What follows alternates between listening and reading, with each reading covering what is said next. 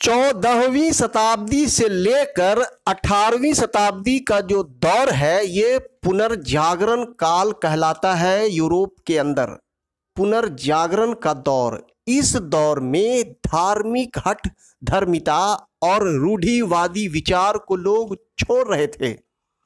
Bible की अवधारणा को वैज्ञानिक तरीके से, मतलब साइंटिफिक तरीके से लोग जांच रहे थे, परख रहे थे। इसी बीच डार्विन का सिद्धांत, एवोल्यूशन का सिद्धांत जैसे आता है, डार्विन का विकासवाद का सिद्धांत जैसे आता है, धर्म की सत्ता फिर एक बार हिल जाती है और बाइबिल की अवधारणा पर एक बार फिर सवाल खड़ा हो जाता है।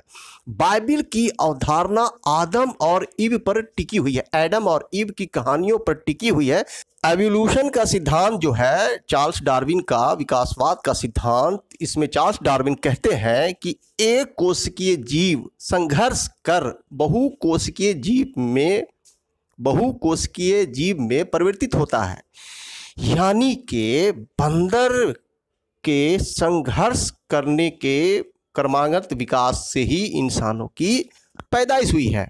हालांकि बाइबिल में इस तरह की बात नहीं है, बाइबिल में डायरेक्ट आदम और ईव की बात होती है। तो फिर चार्ल्स डार्विन के जो ये सिद्धांत हैं, ये धर्म की सत्ता को लगातार चुनौती दे रहा था और चार्ल्स डार्विन का जो ये सिद्धांत और बाइबिल की अवधारणा के बीच जो टकराव थी, ये पूरी दुनिया में एक क्रांति के रूप में देखा जा रहा था। दोस्तों, सर सैयद अहमद अली खान जो भारत में रह रहे थे, वो चार्ल्स डार्विन से काफ़ी प्रभावित थे। तो सर सैयद अहमद अली खान का काफ़ी विरोध होने लगा, चूँकि वो डार्विन के सिद्धांत को सपोर्ट कर दिए थे। चूँकि कुरान में भी आदम और ईव की ही कहानियाँ जो बाइबिल में है उससे मिलती जुलती है,